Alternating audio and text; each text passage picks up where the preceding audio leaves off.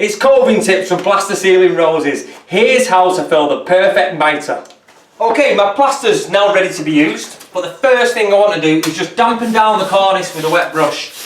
It just stops the suction of the plaster, so it's going to be more usable, the plaster of Paris.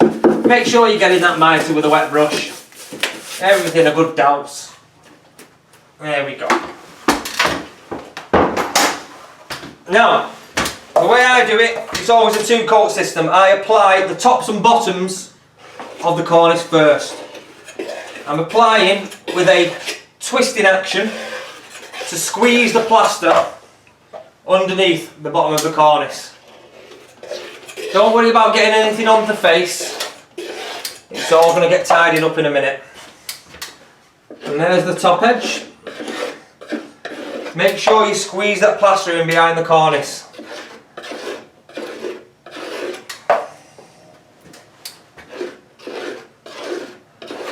All the way across.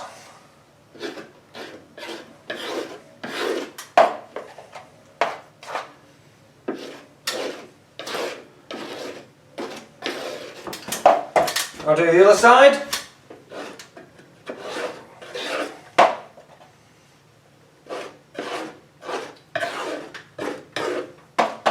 Now, plaster of Paris, you only have just over 5 minutes to work with it. So at this point, you need to be working quick, and you do not want to put on as much plaster as me. Just put on as much plaster as you are able to take off. If it dries on you and it's left on the cornice, that is when it will cause you problems. And now I'm just placing on the mitre as tidily as I can, just adding to all the cracks, using the small tool to get into the awkward areas.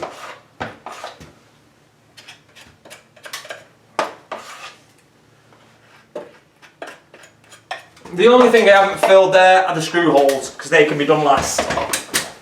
So now, using your straight busk to clean, to take off, and your kidney busk to clean, we put the busk against the wall and we run against the wall. Don't run too tight to the cornice, you don't want to be scratching the cornice.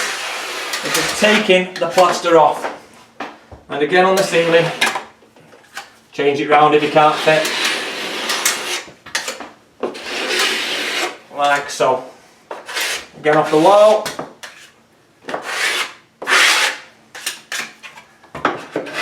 And off the ceiling.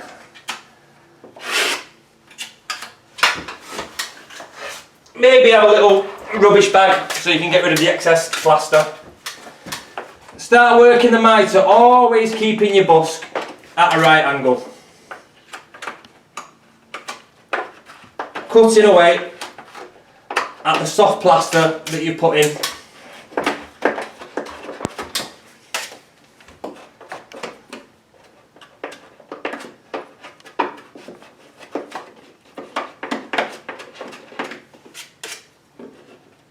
Working one way, and then working the other way.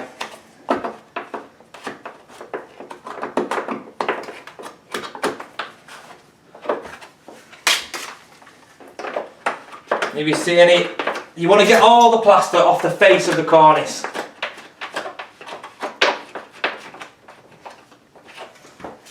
There we go, that's stage one. At this point, I'll get my brush and I'll just wipe off the edges to make sure there's no plaster on the face of the cornice.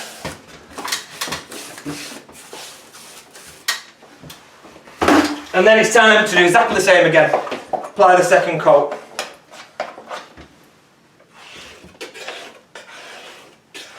At this point you shouldn't need to use as much plaster because it's almost a topping out coat.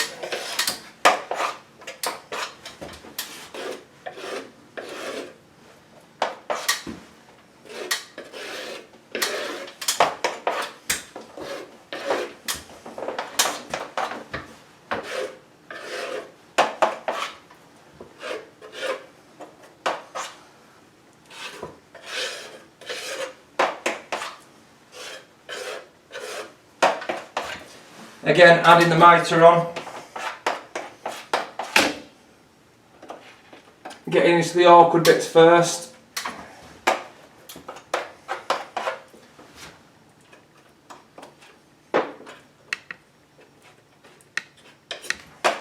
Using a small tool to shape it as much as possible.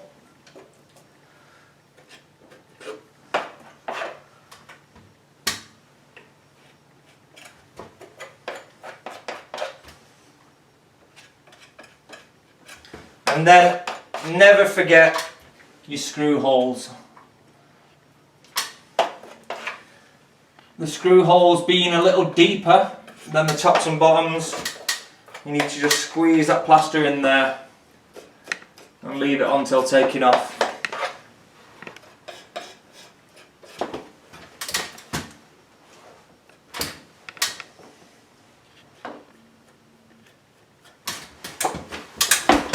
Okay, time to take off again. Same process.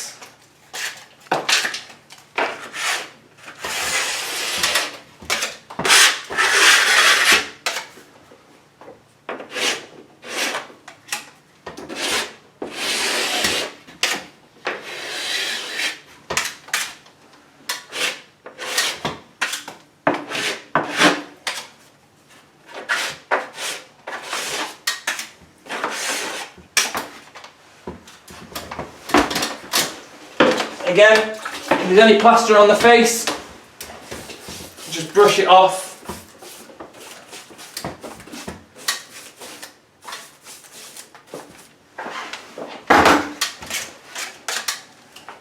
Take it off the mitre.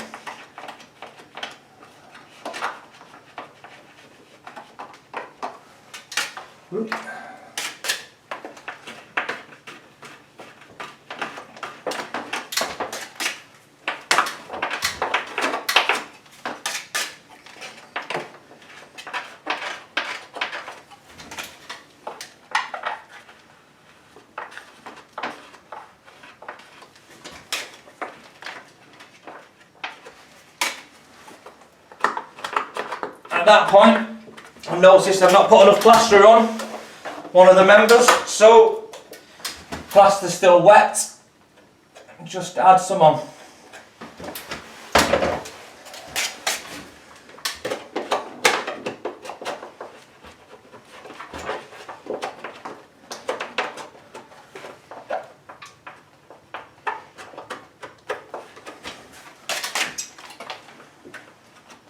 So basically you're just carving away at the plaster you've added, using the shape of the cornice to keep your lines.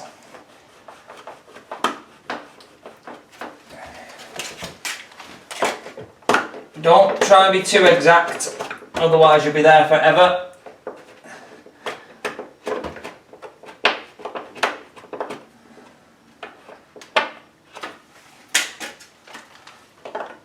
You can use your busk to cut into the cornice, or the soft plaster anyway, with your lines.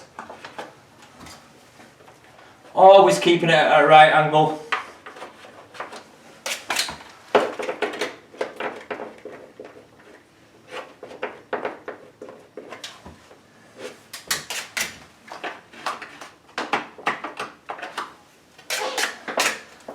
And more or less there.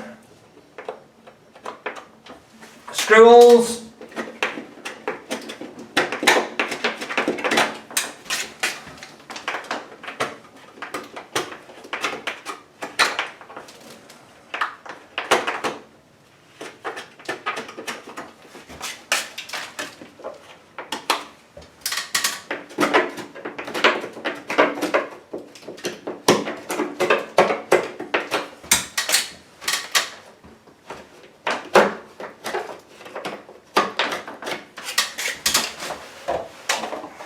At this point, the plaster is really starting to dry, so there's only so much you can get away with using. If I've tried to put the plaster into the holes, it starts to go bitty. It doesn't fill as well, as you can see. So these last 60 seconds or so are your last chance to get any plaster onto any areas you've missed.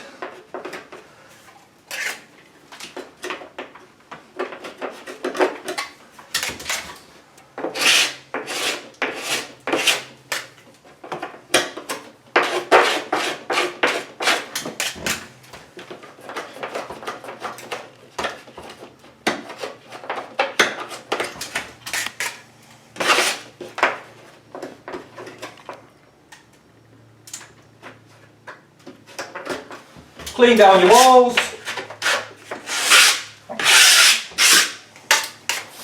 Just using a brush now, just to go over it. The plaster's almost set. Just to go over, making sure there's no crumbs on the face.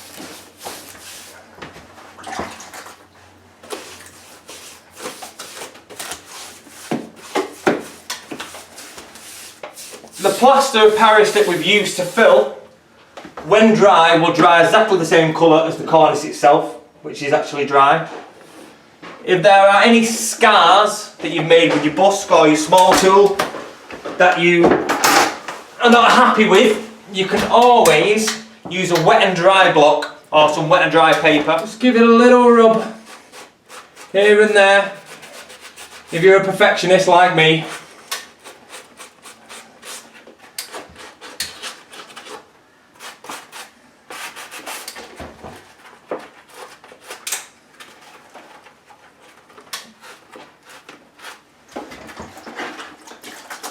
And then a final water.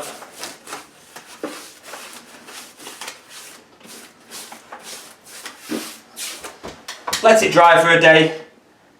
Coat of paint or a couple of coats of paint. Job's a good one. Lovely.